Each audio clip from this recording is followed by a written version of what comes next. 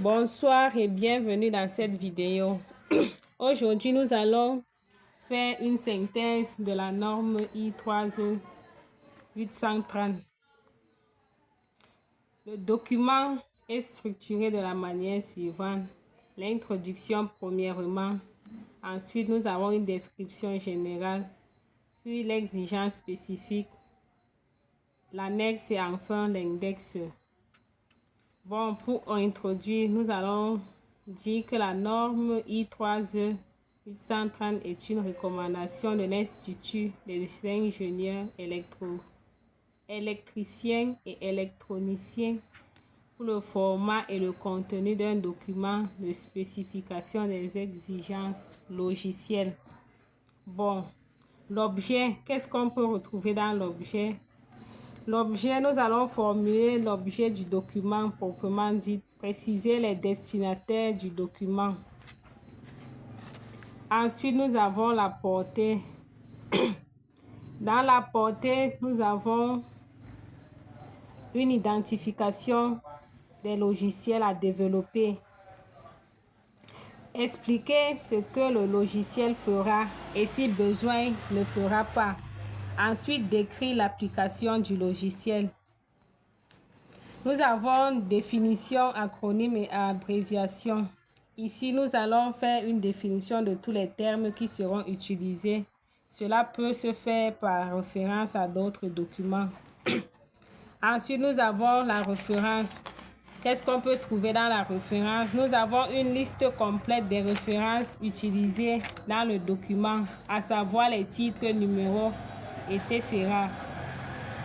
Ensuite, nous avons une vue d'ensemble. Elle décrit le reste du document et son organisation. Ensuite, la description générale. Dans la description générale, nous avons l'environnement premièrement. Nous allons situer le produit dans le contexte des autres produits reliés. Si le produit est indépendant, le mentionner. Sinon, énoncer ici les exigences de ce système par rapport aux autres fonctions logicielles. Cette partie devra également indiquer à quelles contraintes doit se plier le logiciel. Notamment, nous avons plusieurs interfaces, à savoir interface avec le système utilisateur, matériel, logiciel, etc. Nous avons ensuite la fonction comme description générale. La fonction consiste à donner un résumé des fonctions principales que le logiciel doit exécuter. Nous avons les caractéristiques des utilisateurs comme description générale. Ici, les caractéristiques générales des utilisateurs du produit peuvent être le niveau d'instruction, l'expérience, etc. Nous avons ensuite les contraintes.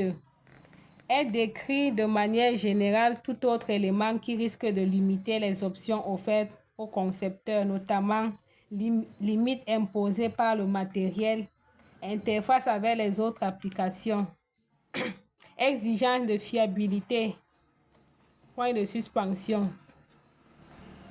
Nous avons l'hypothèse et dépendance.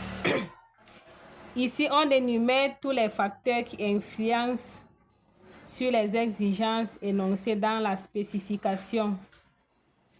Elle ne vise pas les contraintes de conception, mais les modifications éventuelles à ces dernières qui pourraient se répercuter sur les exigences. Exigences spécifiques.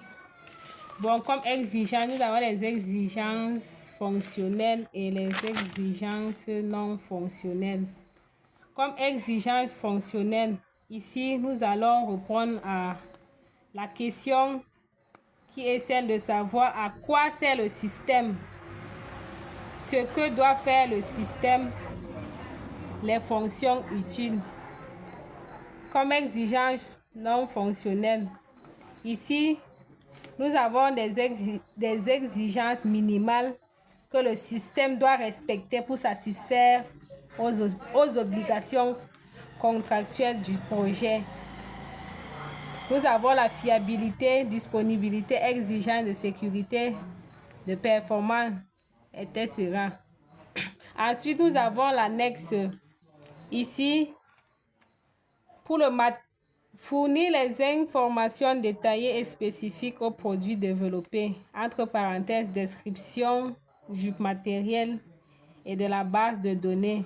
Pour le matériel, définir la configuration minimale et optimale pour utiliser le produit.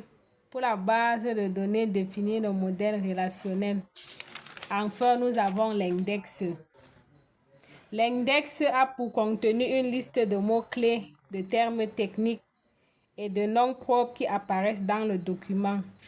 Plusieurs indexations du document peuvent y paraître. L'index des termes utilisés, par exemple l'index des diagrammes. Nous pouvons avoir aussi l'index des fonctions. L'index n'est pas obligatoire, mais il est proposé pour faciliter la navigation dans les documents.